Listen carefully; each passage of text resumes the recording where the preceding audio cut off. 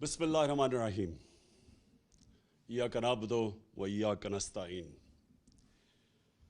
मेरे पाकिस्तानियों, आज आपको मैंने सबको इस महंगाई के ख़िलाफ़ मुज़ाहरा करने के लिए मैंने आज आप सबको इसलिए कहा कि आप निकलें, क्योंकि अल्लाह का हुक्म है कि जब जुल्म और नाइंसाफ़ी होती है तो हमारे ऊपर फ़र्ज़ हो जाता है कि हम जद्दोजहद करें, क्योंकि जद्दोजहद, जहाद ये हमारी बेहतरी के लिए होता है कि जब हम जुल्म और नाइंसाफ़ी के ख़िलाफ़ जब हम जद्दोजहद करते हैं तो हम अपनी बेहतरी करते हैं। और तीन किस्म की जहाद है। एक तो हथियारों की है, एक जो सबसे कमज़ोर, अब दिल में कई लोग सोचते हैं कि जुल्म हो रहा है लेकिन कुछ नहीं करते, दिल में कुढ़ते हैं। लेकिन ये जो दूसरी जहाद है, ये आवाज़ की जहाद है, ये मुंह से प्रोटेस्ट करने की जहाद है। और ये इसलिए ज़रूरी है, और ये हर जमहूरियत के अंदर इंसानों को अल्लाह जमहूरियत हक देती है। अल्लाह तो हमें हमारे पे फ़र्ज़ कर देता है कि हम जब माशरे में नाइंसाफ़ी देखते हैं तो हम अपनी आवाज़ बुलंद करें। इसलिए मैंने आज आप सबको इस प्रोटेस्ट के लिए आज मैंने कहा कि आपकी बेहतरी के लिए आप निकलें, क्योंकि मुझे खौफ है कि ये जो अभी कीमतें बढ़ी हैं ये यहाँ रुकेंगे नहीं।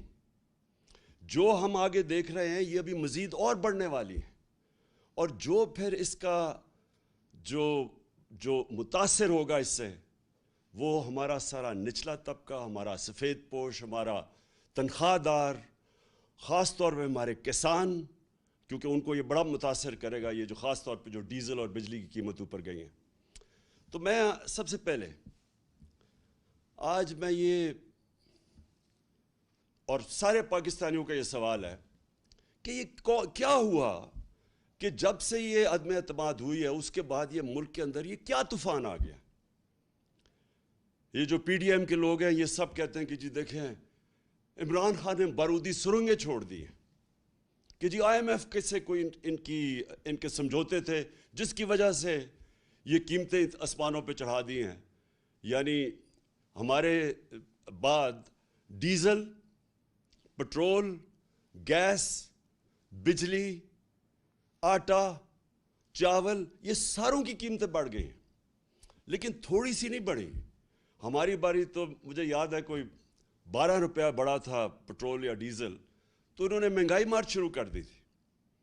जब से ये आए हैं इन्होंने 84 रुपया लीटर पेट्रोल की कीमत बढ़ाई, 110 रुपये लीटर डीज़ल की कीमत बढ़ाई। अब याद रखें, डीज़ल ख़ास तौर पे किसान, और आजकल सबसे ज़्यादा किसानों को मुतासर करेगा, और वो आगे हमारी फूड सिक्योरिटी पे, कि हमने 22 करोड़ लोगों को खिलाना है। हमारा तो इस वक्त अगर हमारा किसान खुशहाल है तो मुल्क बेहतर है। तो लिहाजा इसका इफ़ेक्ट हर तबके पे पड़ेगा, ट्रांसपोर्ट पे पड़ेगा इसका, और अभी इफ़ेक्ट आगे भी आएगा।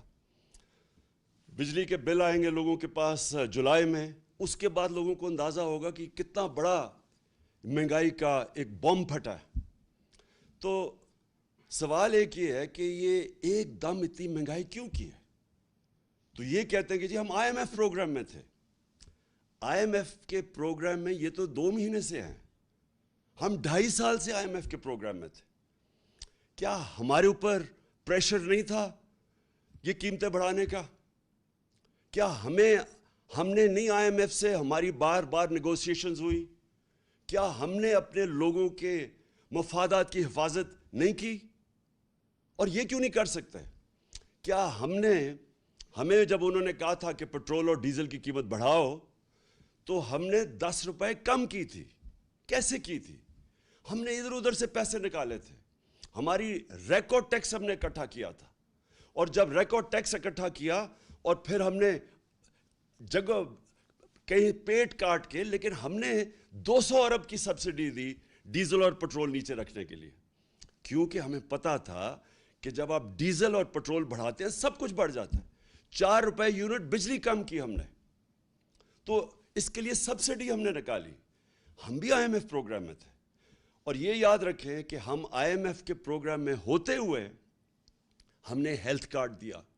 پاکستان کی تاریخ کا سب سے بڑا اگر فلائی کام ہے وہ ہیلتھ کارڈ ہے کہ ہر خاندان کو, ہمارے جتنے صوبے تھے, ہر خاندان کو 10 لاکھ روپیہ ہم نے ہر خاندان کو دیا 1 سال کے لیے ہیلتھ انشورنس.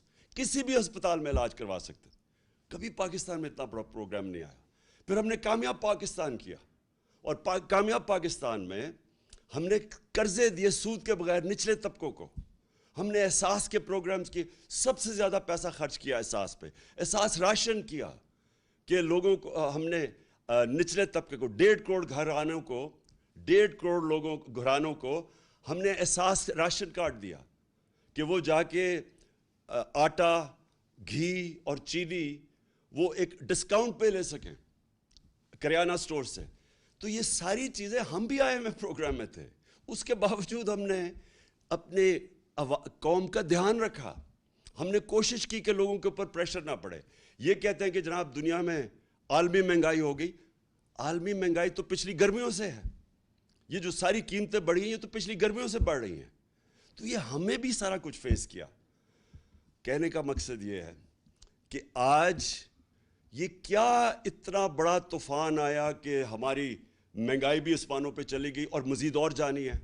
اور اس کے بعد جو ہماری معیشت ہے, جو نقصان ادھر ہو رہا ہے, یہ جب کہتے ہیں کہ جی ہمیں بڑا مشکل برا پاکستان ملا, برا تو ہمیں ملا تھا مشکل وقت. یہ چھوڑ کے گئے تھے جو اصل بارودی سرنگ تھی, اس کو کہتے ہیں کرنٹ اکاؤنٹ ڈیفیسٹ, بیرونی خسارہ, کیونکہ وہ ڈالرز کے اندر خسارہ ہوتا ہے. پاکستان کی تاریخ کا یہ سب سے بڑا خسارہ چھوڑ کے گئے تھے, 20 ارب ڈالر. اس کے باوجود تیسرے سال میں ہم بالکل خسارہ کم کر چکے تھے, اور خسارہ بھی کم کیا, اور 5.6% پہ ہماری اکانومی بڑھ رہی تھی. اور یہ یاد رکھیں کہ یہ کرونا کا سال تھا, اور اس سے جو 2 سال کرونا کے تھے, دوسرا اور تیسرا ہمارا سال کرونا کا سال تھا. اور کرونا کا کے باوجود 5.6% پہ پاکستان بڑھا, جب ہندوستان -7% پہ چلا گیا. ان کی گروتھ, ان کی دولت میں بجائے اضافہ ہونے کے نیگیٹو میں گیا. اس دور میں جس طرح پاکستان نے سب سے, یہ صدی میں ایک دفعہ اتنا بڑا بحران آتا ہے جو کرونا کا ساری دنیا میں عذاب آیا, تو پاکستان وہ ملک تھا چند ملکوں میں سے جس نے سب سے بہترین طریقے سے اپنے لوگوں کو بچایا, غریبوں کو بچایا, اپنی معیشت کو بچایا. اور اس میں میں آج خاص طور پہ پھر سے, میں پہلے بھی کہہ چکا ہوں کہ جو میں آج خراج تحسین پیش کرنا چاہتا ہوں ہماری NCOC جو ہم نے سٹرکچر بنایا تھا, جس کو اسد عمر اس کے لیڈ کر رہے تھے, جس میں سارے پاکستان کے ادارے تھے, سب نے اپنا کام کیا, جس میں پاکستانی فوج بھی تھی. اور جس طرح ابھی جو ہمارا فیٹف میں سے ہم نکلے ہیں, فیٹف کے اندر بھی سب نے مل کے, ایک ملک نے مل کے لڑا تھا, جس میں سارے ادارے, جس میں حماد نے لیڈ کیا تھا, جس میں سارے ادارے تھے, جس میں پوری کوشش کی, بلکہ پرائیویٹ لوگ بھی تھے, جس میں پاکستانی فوج بھی تھی. سب نے مل کے اتنے بڑے ایشوز ہمارے دور میں ریزالو ہوئے. اسی دور میں جب ہم IMF میں تھے, اسی دور میں جب عالمی بحران تھا, ایک قوم بن کے ہم اس سے نکلے تھے. یہ جو آج پھنسے ہوئے ہیں, یہ جو آج ہماری ساری جو اتنی مشکلوں سے ملک کو ہم نکول کے یہاں لے کے آئے تھے, آج مہنگائی کے علاوہ جو ہماری معیشت ہے خطرے میں ہے. موڈیز کے اندر جو کریڈٹ ریٹنگ کرتا ہے کہ ایک ملک کی کریڈٹ ریٹنگ انہوں نے مائنس میں ڈاؤن گریڈ کر دیا ہے. اس کا کیا مطلب ہے؟ پاکستان کو قرضے نہیں ملیں گے. اگر قرضے ملیں گے تو بہت مہنگے قرضے ملیں گے. اور یہ دوسری چیز, وابڈا کا جو وابڈا کی ریٹنگ ایسی تھی کہ وہ خود انٹرنیشنل لونز لے سکتی تھی, اب جب سے یہ آئے ہیں اس کی بھی ریٹنگ ڈاؤن گریڈ کر دی ہے. اس کا مطلب کہ وابڈا کو وہ لونز نہیں ملیں گے, اور اگر ملے تو بہت مہنگے ملیں گے.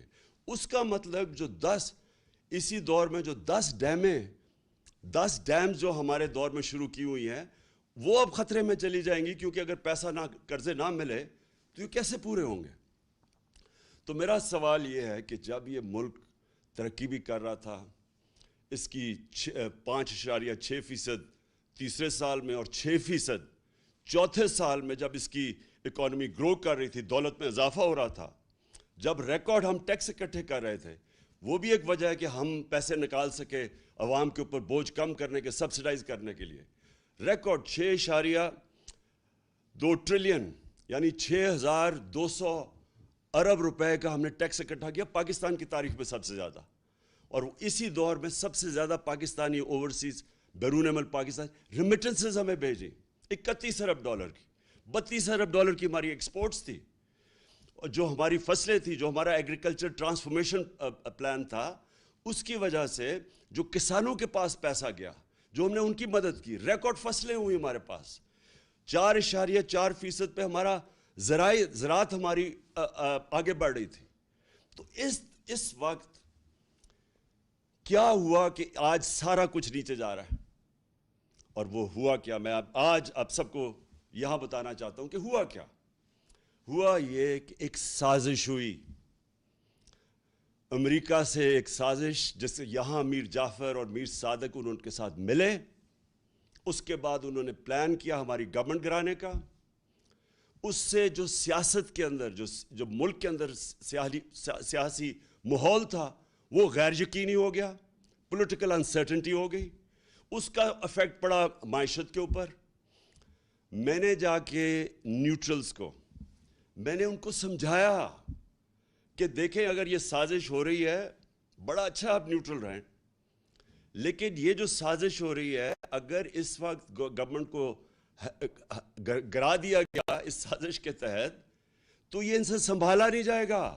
ہم نے بڑی مشکل سے یہاں تک آئے ہیں. یہ بڑی مشکل سے کرونا سے نکل کے جو کموڈٹی سپر سائیکل تھا, یہ جو جب یوکرین میں گیا روس اور جو جنگ ہوئی تو اس کی وجہ سے جو اثرات تھے, بڑی مشکل سے ہماری معیشت یہاں کھڑی تھی. تو میں نے تب ان کو بتایا, پھر شوکت ترین کو کہا کہ ان کو بتاؤ کہ یہ وقت نہیں ہے اس ملک کے اندر یہ سازش کو کامیاب ہونے دینے, کیونکہ اس کا ڈائریکٹ اثر پڑے گا ہماری معیشت کے اوپر. اور مجھے افسوس سے کہنا پڑتا ہے کہ وہ ٹائم تھا کہ اس سازش کو ناکام کرنے کا, کیونکہ ہمیں پتہ تھا کہ نہ ان لوگوں کے پاس قابلیت ہے, نہ ان کے پاس اہلیت ہے, اور ان کا مقصد ہی آنے کا کچھ اور ہے. ان کا مقصد اس ملک کی نہ مہنگائی کم کرنے کے لیے, نہ ان کا مقصد اس ملک کی ریفارمز کرنے کا تھا, اکانومی ٹھیک کرنے کا تھا. ان کا تو مقصد ہی کچھ اور تھا. اور وہ جو مقصد تھا, میں بڑا شکر گزار ہوں ان کے وزیر دستگیر کا, خرم دستگیر کا, جس نے ٹی وی پروگرام پہ کہہ دیا. اس نے کہا ہمیں تو صرف یہ تھا, اور اس نے دو چیزیں کہی. اس نے کہا ایک تو ہمیں ڈر لگا ہوا تھا کہ اگر یہ رہ گیا, اس نے ججز ڈال دینے تھے, اور اس نے ہمارے جتنے لیڈر تھے انہوں نے جیلوں میں چلے جانا تھا, جس میں شہباز شریف نے بھی چلے جانا تھا. تو پہلا تو میرا سوال یہ ہے کہ کیا یہاں کی عدالتیں آزاد نہیں ہیں؟ کیا یہاں کی جو عدالتیں ہیں اس میں کوئی ہماری انٹرفیرنس ہوئی ہے آج تک؟ ہم تو وہ زمانہ نہیں کہ ہم ٹیلی فون کر رہے ہیں کہ جسٹس قیوم جی ہمیں کیس میں یہ رزلٹ چاہیے. ہم نے تو سپریم کورٹ کے اوپر کبھی سوچا نہیں حملہ کرنے کا. ہم نے کسی ادارے کو, ہم نے آج تک ہم نے اداروں کو چلنے دیا. نیب کا ادارہ جو چلا ہے, میں بتا دوں آج کہ نیب نے کوئی 280 ارب روپیہ اپنے سارے کوئی 18 سال میں اکٹھا کیا تھا. ہمارے 3 سالوں میں انہوں نے 480 ارب روپیہ اکٹھا کیا, کیونکہ ہم نے مداخلت کسی میں نہیں کی. تو میں جو آج سوال پوچھتا ہوں کہ یہ جو خرم دستگیر نے بات کی ہے, اس سے یہ واضح ہوتا ہے کہ ان کا تو مقصد تھا ہی نہیں اور کچھ سوائے NRO2 لینے کا. ان کا تو مقصد یہ کہ تھا, اسی لیے یہ ساری جدوجہد تھی. 3.5 سال سے یہ بار بار جو بلیک میل مجھے کیا جا رہا تھا, یہ تو صرف چاہتے تھے NRO, دوسرا NRO. یاد رکھیے ان کو پہلا NRO مل چکا ہے. ان کو ملا, جنرل مشرف نے NRO دیا, جو ساری ان کے کرپشن کیسز تھے. 2 دفعہ ان کی حکومتیں گئی کرپشن پہ 90 کی دہائی میں. تو جو سارے ان کے کرپشن کے کیسز تھے وہ سب جنرل مشرف نے معاف کر دیے تھے. یہ جو ہے یہ NRO2 ہے. یہ انہوں نے 10 سالوں میں جو چوری کی تھی, یہ 95% جو کیسز ہیں یہ سارے ان کے دور کے ہیں. یہ ان کے جو 10 سال تھے ان کے دور کے کیسز بنے ہوئے ہیں. اور اب انہوں نے کیا کیا؟ انہوں نے جو قانون لے کے آئے ہیں نیب کی امینڈمنٹس کا، میں آج آپ ساری قوم کو یہ بتانا چاہتا ہوں. انہوں نے جو نیب کا امینڈمنٹ قانون لے کے آئے ہیں، اور یہی قانون انہوں نے کوشش کی تھی جب ہم فیٹف کی لیجسلیشن اسمبلی سے پاس کر رہے تھے، اور ہمارا مقصد یہ تھا کہ فیٹف سی گرے لسٹ سے نکلیں، جو ان کی وجہ سے ہم گرے لسٹ پہ تھے. تو جب ہم نے فیٹف کا قانون پاس کیا تو انہوں نے تب کوشش کی، بلیک میل کیا کہ ہم فیٹف کے لیے تب ووٹ دیں گے جب آپ ہمیں این آر او دیں گے اور یہ نیب کے اندر چینجز لے کے آئیں گے.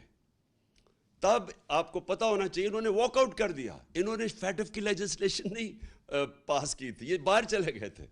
تو ان کے بغیر ہم نے فیٹف کی لیجسلیشن پاس کی، جس کی وجہ سے آج انشاءاللہ پاکستان نکل جائے گا گرے لسٹ سے.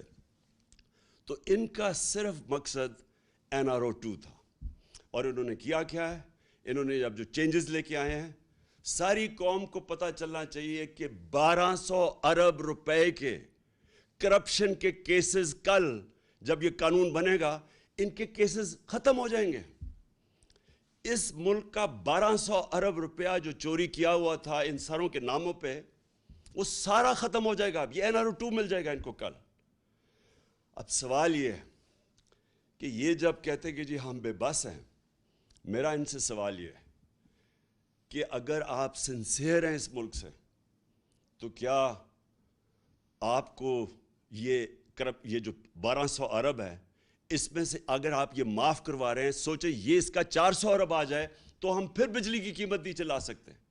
اور پھر میں ان سے سوال پوچھتا ہوں کہ جب ہم نے روس سے بات شروع کر دی تھی تیل کی، اگر آپ کو فکر تھی اس قوم کی اور آپ سارا وقت 3.5 سال سے مہنگائی کی بات کرتے تھے، تو اگر آپ نے مہنگائی کم کرنی تھی تو آپ نے کیوں نہیں 2 مہینے ہو گئے، کیوں نہیں آپ نے روس سے تیل کی بات کی؟ کیونکہ آپ امریکہ کے غلام ہیں، امریکہ کی اجازت نہیں ملتی. ہم نے جب تیل سبسڈائز کیا تھا تو ہمارا پوری کوشش یہ تھی کہ اس کے بعد ہم روس سے سستا تیل لیں گے جو ہندوستان لے رہا ہے، جو سری لنکا لینے لگا ہے، جو بنگلہ دیش لینے لگا ہے. ہم نے بھی روس سے تیل لینا تھا اور اس سے پھر ہم نے لوگوں کے اوپر بوجھ نہیں آنے دینا تھا. انہوں نے بجائے وہ لینے کے روس سے تیل، کیونکہ ان کے جن کے یہ غلام ہیں ان کا حکم نہیں ہے ان کو، لہٰذا عوام کے اوپر بوجھ ڈال دیا. اصل مقصد جس کے لیے یہ آئے تھے وہ اب آپ کے سامنے آ گیا. NRO انہوں نے لینا تھا، NRO2 اب انہوں نے خود ہی اپنے آپ کو دے دیا ہے، اور اس سے 1200 ارب روپیہ اس قوم کا یہ ہضم کر جائیں گے. پہلے سارا پیسہ ہضم کیا NRO1 پہ، یہ دوسرا ہے اب. اور پھر جو دوسرا مسئلہ یہ ہے کہ پاکستان کو جدھر یہ لے کے جا رہے ہیں، اب مجھے خوف ہے کہ یہ اس طرف جا رہا ہے جدھر سری لنکا پہنچ گیا ہے. اور مجھے خوف یہ ہے کہ ہمارے پاس جس طرح یہ ہماری اب ریمیٹنسز گر رہی ہیں، ہماری 10% ایکسپورٹس گری ہیں پچھلے مہینے، جس طرح یہ ٹرینڈ جا رہی ہے، ہمیں خوف یہ ہے کہ ہمارے پاس ڈالر نہیں ہوں گے کہ ہم اپنا، جس طرح سری لنکا اب تیل نہیں خرید سکتا. آپ کو پتہ ہونا چاہیے کہ جب ہم آئے تھے، جب انہوں نے نو کانفیڈنس کیا تھا تو ڈالر 178 روپے کا تھا، آج وہ 208 روپے پہ پہنچ گیا. اور یہ صرف اور صرف اب ان کے پاس ایک راستہ ہے کہ یہ کسی طرح امریکنوں کے پاس اب جائیں گے اور ان کے پیر پکڑیں گے. مفتاح اسماعیل پہنچ گیا امریکن ایمبیسڈر کے پاس اور اس نے کہا کہ جی ہماری مدد کریں، کسی طرح ہمیں کوئی ریلیف دلوا دیں. تو مفتاح اسماعیل اور شہباز شریف کو میں یہ کہنا چاہتا ہوں کہ دیکھیں، یہ جو امریکن ہیں ان کی ایک بڑی ان کی فلسفی ہے، وہ یہ ہے کہ دیر از نو فری لنچ. کوئی چیز مفت نہیں ملتی، ہر چیز کی قیمت ہوتی ہے. تو جو وہ قیمت آپ سے وصول کریں گے وہ ہمیں خدشہ ہے، وہ ہماری ساورنٹی کی قیمت ہوگی، وہ ہماری حقیقی آزادی کی قیمت لی جائے گی. اور اس قیمت، وہ جو قیمت ہے وہ ابھی سے نظر آنا شروع ہو گیا کہ یہ تیار ہو گئے وہ قیمت دینے کے لیے. بلاول بھٹو نے کہا کہ جی ہندوستان سے ہمیں تعلقات اچھے رکھنے چاہیے. ہم بھی اچھے رکھنے چاہتے تھے ہندوستان سے تعلقات، لیکن جب انہوں نے 5 اگست 2019 کو کشمیریوں کی سٹیٹ ہوڈ لی، جب انہوں نے جو کشمیریوں کو وہ جو آرٹیکل ان کا 360 جو بھی آرٹیکل تھا وہ ختم کیا، جب انہوں نے ان کا سٹیٹس لیا، وہ یاد رکھیں وہ یونائٹڈ نیشن سیکیورٹی کاؤنسلز کی ریزولوشن کی خلاف ورزی تھی، انٹرنیشنل لا توڑا، تو تب ہم نے ان سے رشتہ توڑا. ہم نے بھی کوشش کی تب اس سے پہلے دوستی کی. تو اگر آج یہ ہندوستان سے تعلقات ٹھیک کرتے ہیں تو یہ یاد رکھیں یہ کشمیریوں نے جو قربانیاں دی ہیں وہ ساری ان کی قربانیوں کی قبروں کے اوپر یہ کریں گے. اور دوسری چیز ایک اور ان کا مانڈوی والا اس کی سٹیٹمنٹ میں دیکھ رہا تھا، اس نے کہا کہ اسرائیل سے کیوں نہیں، ہمیں اپنے مفادات کا سوچنا چاہیے. یہ بھی اسی ایجنڈا کا حصہ ہے جس سے یہ رجیم چینج کی گئی تھی. وہ یہی ہے کہ آپ اس ایجنڈے پہ چلیں جو ہندوستان، اسرائیل اور جو امریکہ چاہتا ہے، اور وہ ایجنڈا وہ ہے جو ہماری سوورنٹی، ہماری آزادی کے خلاف ہے، جس کی وجہ سے یہ ساری جدوجہد تھی پاکستان کی، جو ہمارے لیڈر قائد اعظم نے جو اس ملک کو بنانے کی وہ کیوں بنایا تھا، ہم کیوں آزاد ہوئے تھے. تو اگر یہی کرنا ہے کہ جا کے اپنی ساری نظریے کو اس سب کو دفن کرنا ہے کہ ملک کے اوپر وہ چور اور ڈاکو آ گئے ہیں جن کے سارے پیسے باہر پڑے ہیں، ان کے اربوں ڈالر باہر پڑے ہوئے ہیں، جب چوری کرتے ہیں باہر پیسہ لے جاتے ہیں اور پھر پریشر ڈال کے NRO لے لیتے ہیں. یہ لوگ جب تک ہیں، میں آج اب سارے پاکستانیوں کا آپ سب کو کہنا چاہتا ہوں، اگر یہ لوگ اس ملک کے اوپر مسلط رہے، یہ صرف تب رہیں گے کہ اس ملک کے سارے اداروں کو دفن کریں گے، اس ملک کے سارے انصاف کے اداروں کو دفن کریں گے. نیب تو ہوگی دفن، FIO ہوگی دفن، سرکاری نوکروں کو آپ نے دیکھ لیا کہ انہوں نے کیسے بھرتیاں چینج کی ہیں، میرٹ ختم ہو گئی. جو انہوں نے پولیس کا استعمال کیا آپ کے سامنے ہے کہ جس طرح انہوں نے پولیس سے ظلم کروایا، جس طرح کی FIRs کٹوائی، ہمارے اوپر بلاسفمی کے کیس کر دیے. کبھی ریاست اپنی شہریوں پہ بلاسفمی کا کیس نہیں کرتی، یہ انہوں نے کر دیا. اب 8 FIR میرے اوپر ہیں، ہمارے سارے لوگوں کے اوپر ہے. نوم چومسکی جو دنیا کے بڑے انٹلیکچول سمجھے جاتے ہیں، ان کا آج پڑھ لیں سٹیٹمنٹ. انہوں نے شہباز شریف کو خط لکھا ہے کہ یہ آپ سارے انسانی حقوق کی خلاف ورزی، آپ جمہوریت تباہ کر رہے ہیں اپنے ملک کی، اور یہ رہ گئے تو یہ جمہوریت، ایک جمہوریت کا جتنا بھی جس کے اوپر جمہوریت کھڑی ہوئی ہے سب ختم کریں گے. یہ جو جس طرف جا رہے ہیں، الیکشن کمیشن کو انہوں نے ساتھ ملایا ہے. پنجاب کے اندر جو الیکشن ہے وہ ابھی جو بائی الیکشنز ہیں ابھی سے ہی میچ فکس کرنے کی ساری تیاریاں ہیں، ہمیں ساری خبریں آ رہی ہیں. پولیس کا جو استعمال کریں گے اور کر رہے ہیں. ابھی ہمارا کل ایک ہمارے جو الیکشن لڑ رہا تھا اس کے بیٹے کو گولی لگی، وہ آج ہاسپٹل میں ہے، اور اس کے سارے گھر والوں کے اوپر FIRs کاٹ دی. تو یہ ہمیشہ یہ جب ایک کرپٹ ٹولے کو اوپر بٹھائیں گے جو کہ 30 سال سے یہ دونوں خاندان اس ملک پہ ہیں، انہوں نے ہمیشہ جو پہلے کرتے ہیں وہی کرنا ہے. اب تو جمہوریت سب سے پہلے اس کا نقصان ہوگا. انہوں نے اخبار والوں کے، صحافیوں کے اوپر، سوشل میڈیا کے اوپر جو کریک ڈاؤن ہے یہ کبھی پاکستان میں نہیں ہوا. جس طرح انہوں نے اینکرز کے اوپر FIRs کاٹی ہوئی ہیں، اور ان چیزوں پہ، چھوٹی چھوٹی چیزوں پہ اس وقت خوف پھیلایا جا رہا ہے. تو جو یہ راستہ پکڑا ہوا ہے، میں آج آخر میں ساری قوم کو کہنا چاہتا ہوں کہ دیکھیں یہ صرف ایک طرح یہ اس ملک کے اوپر مسلط رہیں گے، اور وہ خوف طاری کر کے. یہ جو خوف ہے یہ ایک سب سے بڑا بت ہے. میں بار بار اپنی قوم کو ایک چیز سمجھاتا ہوں کہ لا الہ الا اللہ، کوئی خدا نہیں ہے سوائے اللہ کے.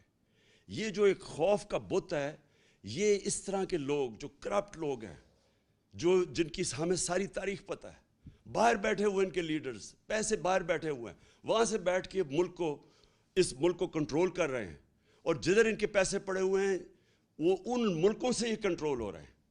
اس ملک کی نہ انہوں نے آزادی رہنے دی ہے، نہ انہوں نے ادارے چلنے دینے ہیں، نہ انہوں نے جمہوریت چلنے دینی ہے. انہوں نے جتنی دیر یہ آئیں گے اس ملک کو مزید اور نقصان پہنچائیں گے، صرف اپنے آپ کو اوپر مسلط کرنے کے لیے.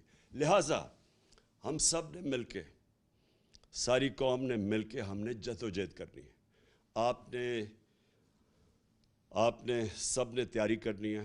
میں آپ کو کال دوں گا. ہم نے مسلسل جو ہمارا حق ہے، ہمارا آئینی حق ہے پرامن احتجاج، وہ ہم کریں گے. اور وہ ہم تب تک کریں گے جب تک ہمیں صاف اور شفاف الیکشنز کی ڈیٹ نہیں ملتی. میں پھر سے کہہ رہا ہوں, الیکشنز نہیں, صاف اور شفاف الیکشنز. صاف اور شفاف الیکشنز اگر نہ ہوئے مزید اور انتشار ہوگا. جس طرح پھر سے میں کہتا ہوں, جو پنجاب کے بائی الیکشنز میں میچ فکس کرنے کی کوشش کی جا رہی ہے اور جو ملوث ہیں اس میں, اگر اس طرح کے الیکشنز کروائے, اس سے ملک مزید اور انتشار کی طرف جائے گا, حالات اور بگڑیں گے. سیاست کے اندر غیر یقینی فضا بڑھتی جائے گی, وہ معیشت کو افیکٹ کرے گی. صرف راستہ ایک ہی ہے, صاف اور شفاف الیکشن کا, اور وہ ہم سب نے مل کے اس کے لیے جد و جہد کرنی ہے. پاکستان پائندہ باد.